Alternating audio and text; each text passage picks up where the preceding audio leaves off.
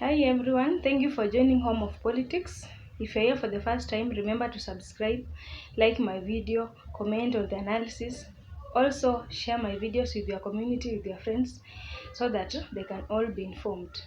My good people, about Honorable Kalonzo Musyoka and his recent politics, things are changing very fast because we have been seeing Kalonzo Musyoka moving from one point to another, opening wipe offices. But this time round, he went to visit the Council of Elders of the Gikuyu community together with the Council of Elders from Kamba community. He did this deliberately, at least to bring back the union between the Kamba and the Gikuyu community so that they can work together. And the gap that has been existing between the Gikuyu and the Kamba community was brought by Kalonzo Musyoka himself. These communities share similar cultures. They are even brothers and sisters. They share the same language. Even if they do their culture, everything relates. And so they have been living in a peaceful coexistence since very long time ago. But political interests and difference in ideas is what made these communities to have a gap because of different leaders with different interests. The thing that is making Kalonzo Musyoka to go there, it's because himself he was involved in bringing profiling in these two communities. This gap began, I think it was in 2018, after the 2017 general election, when Kamba community were rallying behind Kalonzo Musyoka, who was supporting Raila Amolo Odinga and a NASA coalition, and the Gikuyu community were rallying behind Uhuru Kenyatta under Jubilee. And so when Jubilee won the elections that time, that is when we witnessed a lot of gaps, separation, profiling. Even we saw some of the traders who were coming from Mount Kenya could not sell their commodities in the Akamba counties. And the same thing happened. The songs were produced by these local musicians who were abusing the other tribe, profiling ethnicity and other issues that made the Akamba community separate with the Agikuyu community. And so another instance is when Kalonzo Musyoka was having an interview with one of the news reporters coming from the Agikuyu communities, and he just judged that journalist because he disliked him, even if the interview went on, but they did not finish in good terms only because that journalist comes from Gikuyu community. That one is ethnicity. And so he had to take this step himself, to take himself to the Gikuyu Council of Elders, at least to apologize, to appease to them and bring the long existing relationship that has been there between these two communities. And so there was a block or an association which has been existing even before Kambas and Gukuyus departed their ways, and this was called Gema, and Gema stood for Gikuyu Embu Meru Association. But the intention of Kalonzo Musyoka to go to this Agikuyu Council of Elders wanted to include Kamba in this association, whereby instead of the word association, the abbreviation A should stand for the Akamba. And so bringing this idea, it was ideally to unite the two communities to fill the gap that has been existing since the 2018 gap that Kalonzo Musyoka himself brought. And so according to this, Kalonzo Musyoka is saying that he is doing it not with the political interest, but for the well-being of the two communities. Of course, we know he might be hiding the truth behind this, but the interest that is being witnessed behind these politicians, especially a leader like Kalonzo Musyoka, who is having influence in the northern eastern part of Kenya, he wants support from Mount Kenya politically. And so going to the Gikuyu community simply means that he wants to be accepted in Agikuyu community, at least for them to back him up in his political career.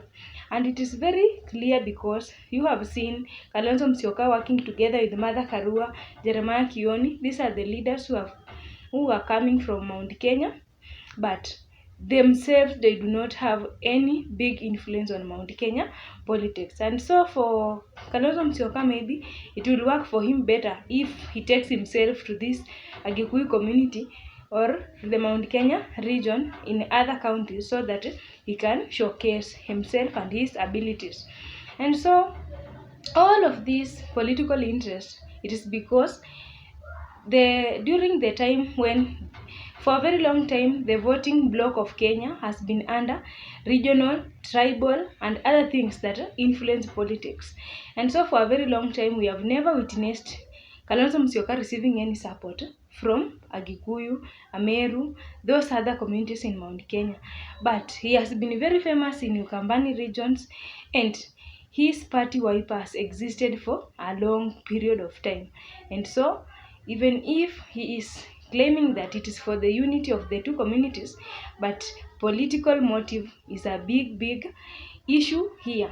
And so it is very clear that Kalonzo Musyoka is really admiring to succeed Raila Amolo Odinga when he will succeed to go to the AU chairmanship.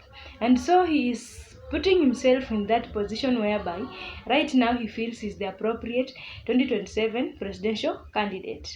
And by walking from one region, one county to another, he is only trying to prepare people that he will be there no matter what, and he feels he needs people to recognize him as early as now.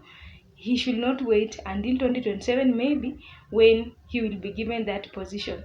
And again, we have been hearing Kalonzo Musyoka saying he cannot deputize anybody, which means amejipanga, he wants to be a presidential candidate come 2027. And so this just reminds us that even if the Council of Elders from Ukambani and that one from the Agikuyu side made their promises, agreed to support Kalonzo Musyoka and bringing in unity between these communities, then Kalonzo Musyoka should not be lied, should not be deceived by the issue of final decision of the Council of Elders. This is because the pattern and the system of politics in Kenya changed very long time ago, and should not expect that the final decision lies in the Council of Elders as the leaders of the community. This is because this Council of Elders cannot dictate the voters to vote for a certain leaders if these voters are not interested in that leader. And so Kalonzo Musyoka should work very hard, take himself to these communities. He should go to Embu, he should go to Ameru, he should travel to different parts of Kenya so that he can convince these communities that we are united as the people who originates from the same ancestor, so that he can win the influence of Mount Kenya region. And so by doing this, it is just something that is good, but it is bringing confusion in terms of politics. This is because when you see the previous elections, we saw Honorable Raila Amolo Odinga was very close with the former president Uhuru Kenyatta, who had assured him of gathering all the votes of Mount Kenya region and delivering them to Raila Odinga. But something that was very unfortunate, a leader could not force the voters to vote for somebody whom they do not want. And so the voting bloc of Mount Kenya changed. They voted William Samoei Ruto anonymously and left out Raila Odinga despite the assurity from Uhuru Kenyatta. And this can still happen to Kalonzo Musyoka if at all he is handing a lot of votes in Mount Kenya region, because he is using the Council of Elders. And so he needs to work very hard, because Mount Kenya region had voted to support again William Ruto come 2027 and Rigathi Gachagua. And so this is just about his slow motives, slow steps that he's taking to win Mount Kenya interests. But ladies and gentlemen, will he succeed in winning the interest of this Mount Kenya region? Because we know the first thing, this is a region that has a lot of, it is comprising a bigger population of Kenya. Another thing, because they are fronting their own leaders from the same community. Do you think they can leave alone their own leaders to front Kalonzo Musyoka? Or what is Kalonzo Musyoka up to? What will he gain come 2027 with this relationship that is establishing this earlier? Of course, he should run everywhere to make himself famous, to ensure that the public knows his intentions in politics, and to ensure that he is not losing relevance this earlier. But according to how things are going, he should himself showcase his abilities, his leadership skills to the voters, but not council of elders, because these are the leaders, few leaders in the society or in the community who cannot dictate the citizens to vote for one particular leader. It will be the choice of the voters. Will he succeed in his mission, garnering the votes of Mount Kenya?